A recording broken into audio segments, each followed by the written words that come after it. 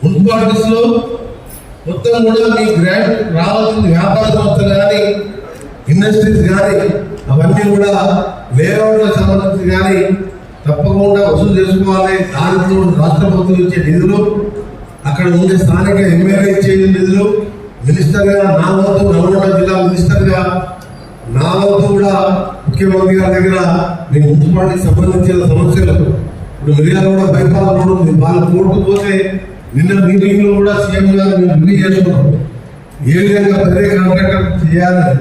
ఇప్పుడు మా గొడ్డుపల్లి లక్ష్మి చెప్పింది పెన్షన్ల సమస్య, దాన్ని కూడా రేపు అసెంబ్లీలో చర్చిస్తున్నాం. దాంతో పాటు రాబో కాలంలో నల్గొండ జిల్లా పార్టీలకు కానీ అందరూ కూడా కాంగ్రెస్ పార్టీ అధికార పార్టీని ఆశీర్వదించింది కాబట్టి ముఖ్యంగా నల్గొండ జిల్లా అయితే మొత్తం మనం 8 మంది నల్లగొండ చేరిపోయారు. సూర్యాపేట జిల్లాలో ఒక మున్సిపాలిటీ పోయింది కాబట్టి ఇక్కడ మీ మీద నా మీద మన కలెక్టర్ గారి మీద బాధ్యత ఎక్కుంటుంది.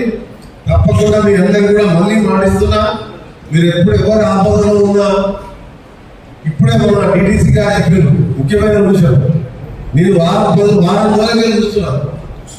నిన్నటితో అబ్బాయి చనిపోయి ఒక ముస్లిం అబ్బాయి, 3 పిల్లలు తండ్రి లేడు. వారంలో 7 చనిపోయి 30 ఏళ్ళు 32 ఏళ్ళ పిల్లలు. అదే హెల్మెట్ పెట్టుకుంటే 7 బతికేవాళ్ళు. హెల్మెట్ పెట్టడం కానీ, సెల్ ఫోన్ మాట్లాడుకుంటూ డ్రైవింగ్ చేయడం కానీ, డ్రంక్ డ్రైవింగ్ కానీ ఇవన్నీ కూడా తీసుకొని మనం ఏదైతే ఆశలు పెట్టుకున్నాం మన తల్లిదండ్రులు కానీ భార్య పిల్లలని మీరు వదిలిపెట్టి వాళ్ళని అనాథాలు చేసుకోవడం నిజంగా మనం ఎందుకంటే బాధ్యత మర్చి మనం తెలియకుండానే మన పేరు టీవీలో చూడాలంటే పొద్దున భయమవుతుంది.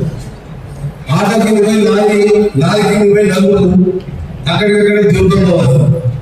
ఇవన్నీ ట్రాఫిక్ రూల్స్ పాటించి మనం సేఫ్గా ఇంటికి వచ్చే విధంగా ఈ కార్యక్రమం ముఖ్యమైన కార్యక్రమం. దానికి ట్రాన్స్పోర్ట్ డిపార్ట్మెంట్, పోలీస్ డిపార్ట్మెంట్ ప్రత్యేక కార్యక్రమం ఎలా తీసుకుంటున్నాం అంటే ప్రభుత్వంలో మన లెక్కలు తీస్తే అన్ని రోగాలకి వివిధ కారణాలు చనిపోయిన కంటే యాక్టివ్గా చనిపోయిన వాళ్ళే ప్రపంచంలోనే మన భారతదేశం ఫస్ట్ అయితే భారతదేశంలో తెలుగు రాష్ట్రాలలో ఎక్కువ